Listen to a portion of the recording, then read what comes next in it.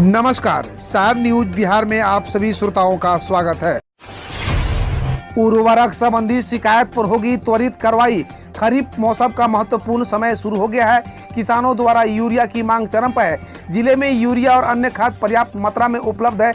ऐसे में अगर किसी दुकानदार द्वारा कालाबाजारी करने या अधिक कीमत वसूलने की शिकायत मिलती है तो सरकार के जीरो टॉलरेंस नीति अपनाकर संबंधितों के विरुद्ध त्वरित वैधानिक कार्रवाई की जाएगी।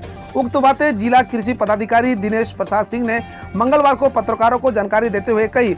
उन्होंने कहा कि थोक या खुदरा उर्वरक विक्रेता अगर निर्धारित दर से अधिक राशि लेंगे तो यह अपराध है। इस संबंध में शिकायत पाए जाने पर 24 घंटे के अंदर प्राथमिकी दर्ज कराई जाएगी। राज्य सरकार के इस फैसले से गन्ना किसानों के बीच खुशी की लहर। अगर आप एक किसान हैं और बिहार के निवासी हैं तो आपके लिए खुशखबरी है। दरअसल बिहार सरकार गन्ना किसानों को राहत देने जा रही है। कृषि विभाग के सचिव द्वारा जारी आदेश के मुताबिक बिहार राज्य की नीतीश सरकार गन्ना किसानों के नुकसान की भरपाई करेगी। गौरतलब है कि राज्य में आपदा की स्थिति में इस फसल का नुकसान आकलन भी बिहार राज्य के कृषि विभाग की करेगा। लाखों गन्ना किसानों को होगा फायदा। इसके अलावा बिहार सरकार गन्ना किसानों की फसल के नुकसान होने की स्थिति में सब्सिडी की भी व्यवस्था करेगा। जानकारी के लिए बता दें कि गन्ना की खेती भी गन्ना उद्योग विभाग द्वारा नियंत्रित होता है। गौरतलब है कि बिहार सरकार इस फैसले से 3 लाख हेक्टेयर में शुगर कल्टीवेशन करने वाले लाखों किसानों को बड़ी राहत मिलेगी। बिहार में 9वीं कक्षा में एडमिशन के लिए शेड्यूल जारी, जानिए कब तक होंगे registration. Bihar school examination board ने 9वीं कक्षा में एडमिशन के लिए रजिस्ट्रेशन शेड्यूल जारी कर दिया है। बिहार बोर्ड शैक्षणिक सत्र 2022-23 सत्र के लिए कक्षा 9 के छात्रों के लिए रजिस्ट्रेशन की प्रक्रिया 11 जुलाई से शुरू हो चुकी है। वहीं रजिस्ट्रेशन 9 करने की तारीख 31 जुलाई 2021 तय की गई है। बिहार में कक्षा 9 के छात्रों को बोर्ड के साथ ऑनलाइन आवेदन करवा सकते हैं। आवेदन ऑफिशियल वेबसाइट secondary.biharboardonline.com पर जाकर सकते हैं। स्कूल अधिकारियों को बोर्ड के वेबसाइट से आवेदन फॉर्म डाउनलोड करना होगा और छात्रों को उसी के एक प्रिंट कॉपी देनी होगी। आवेदन फॉर्म भरने के बाद छात्र इसे स्कूल के अधिकारियों को जमा करेंगे, जो फिर स्कूल के रिकॉर्ड के साथ डिटेल्स का मिलान किया जाएगा। आयुष्मान भारत योजना बिहार के पूर्णिया के लिए बनी वरदान। 8,646 लोगों का हुआ अब तक इलाज। पूर्णिया जिले में आयुष्मान योजना लोगों को आरोग्य कर रही है। आयुष्मान भारत योजना के तहत अब तक 8,646 लोगों ने लाभ उठाया है। इसमें सरकारी और सूचीबद्ध निजी अस्पताल शामिल है। आयुष्मान भारत के लिए जिला IT मैनेजर अजीत कुमार ने बताया कि मैं गोल्डन कार्ड धारकों की संख्या 1,51,498 है। इसके अंतर्गत 83,713 लाभुक परिवार तक पहुंच पाने में सफलता मिली। अजीत कुमार ने बताया कि जिले में कुल सूचीबद्ध परिवार की संख्या 4,04,244 है, जिसमें से लाभुक 19,38,657 है। कॉमन सर्विस सेंटर में अब निःशुल्क गोल्डन निर्गत किया जा रहा है। कार्ड निर्गत करने के लिए एक फिर से अभियान चलाया जाएगा। जिले में 8,646 लाभुक का उपचार किया गया है।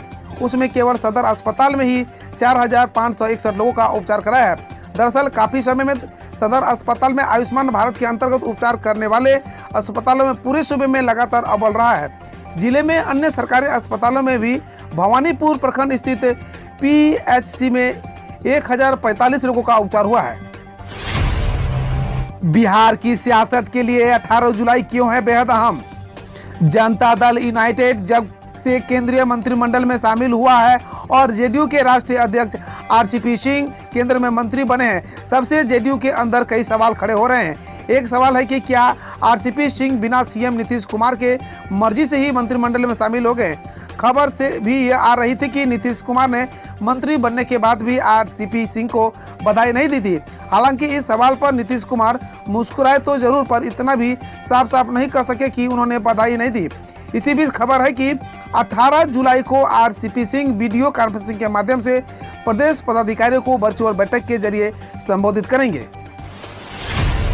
जनसंख्या नियंत्रण पर बिहार NDA में घमासान। रेणु देवी के बाद गिरिराज सिंह ने CM नीतीश को घेरा। जनसंख्या नियंत्रण को लेकर CM नीतीश कुमार की ओर से दिए बयान के बाद बिहार में अब सियासी घमासान तेज हो गया है। बिहार की डिप्टी सीएम रेणु देवी ने सोमवार को ही नीतीश कुमार के बयान पर असहमति जताई थी।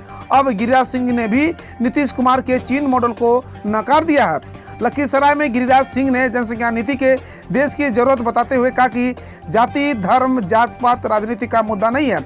जिस तरह जनसंख्या विकास में बाधा बनते जा रहा है, इस स्थिति से जनसंख्या नियंत्रण कानून जरूरी है। कहा कि योगी सरकार का जनसंख्या नियंत्रण कानून बहुत बड़ा कदम है। बिहार में 2 से अधिक बच्चे वाले नहीं लड़ पाएंगे पंचायत चुनाव, पंचायती राज्य मंत्री ने कही है बड़ी बात। जनसंख्या नियंत्रण कानून पर मुख्यमंत्री नीतीश कुमार के बयान के बाद सियासत गर्म है। उनके ही दल के बड़े नेता उपेंद्र कुशवाहा ने कानून का समर्थन किया है।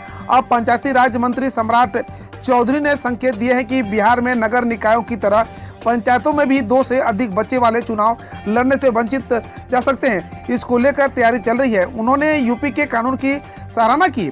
यह भी कहा कि बिहार में तो यह पहले से ही लागू है।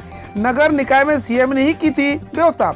मंत्री ने कहा कि देश में जनसंख्या नियंत्रण कानून बहुत जरूरी है।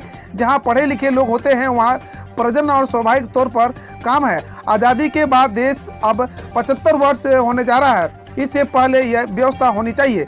आज के समय में यह कानून बहुत जरूरी है। मुख्यमंत्री के बयान की बाबत मंत्री ने कहा कि बिहार में तो यह पहले से लागू है। हमारे सीएम तो बिहार में पहले ही एक तरह से जनसंख्या नियंत्रण की व्यवस्था लागू कर चुके हैं। बिहार में होने वाले हैं बड़ा उलटफेर। चिराग पासवान ने पहले लालू यादव फिर तेजस्वी से की बात। अपने ही चाचा पशुपति कुमार पारस के विद्रोह और उनके केंद्रीय मंत्री बनने के बाद चिराग पासवान भले ही बिहार के राजनीतिक में अलग थलग दिखाई दे रहे हो, लेकिन बाहर नहीं है। चिराग पासवान ने नई दिल्ली में राजद के राष्ट्रीय अध्यक्ष लालू प्रसाद यादव और विपक्ष के नेता तेजस्वी यादव से फोन पर बातचीत की। इस बातचीत ने बिहार के राजनीतिक में नए समीकरण और आउटलुकों को जन्म दे दिया है। लोग इसी बड़े उलटफेर की आशंका बता रहे हैं। तेजस्वी इससे पहले सार्वजनिक रूप से चिराग को अपने साथ आने का न्योता दे चुके हैं। महिलाओं से ज्यादा पुरुषों को जागरूक करने की जरूरत, जनसंख्या नियंत्रण पर आमने सामने बिहार के सीएम और डिप्टी सीएम। बिहार में जनसंख्या नियंत्रण को लेकर मुख्यमंत्री नीतीश कुमार और उप मुख्यमंत्री रेणु देवी आमने सामने आ गए हैं।